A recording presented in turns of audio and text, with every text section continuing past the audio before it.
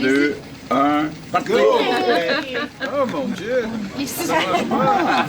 A foiled ribbon cutting for the Prime Minister in Quebec and a gentle ribbing from the Premier. It's hard to cut, said François Legault. But there were sharper budget criticisms to come. The parliamentary budget officer questioned its math, saying it's unlikely to be able to stay within its deficit targets, and that the budget blurred the lines between one-time capital costs and recurring operational spending. Then there was Conservative leader Pierre Poilievre given another opening to attack ahead of Monday's parliamentary vote. Are you confident that all of your MPs will vote against the budget?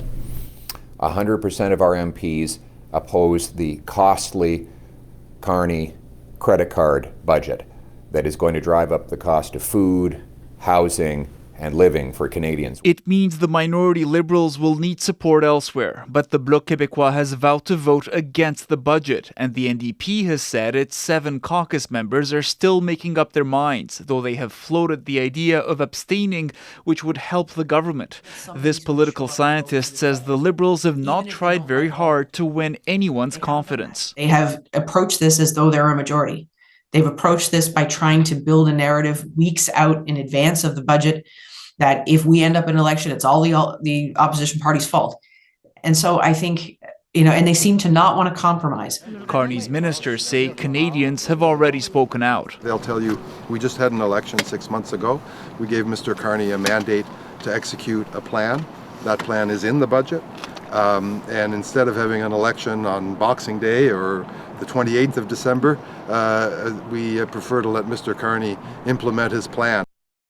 Still, back in April, a big part of Carney's winning strategy was an argument he was best placed to end the trade war with the U.S., an unfulfilled promise looming over what could happen on Monday and beyond, Erica. And Rafi, what exactly do the Liberals need to pass that budget vote? They need 172 votes to pass this confidence test, and they're 2 votes short, even with Chris d'Entremont, who recently crossed the floor from the Conservatives. Now, things could still work out in their favor if they can sway a couple of opposition MPs, or if enough, simply don't vote.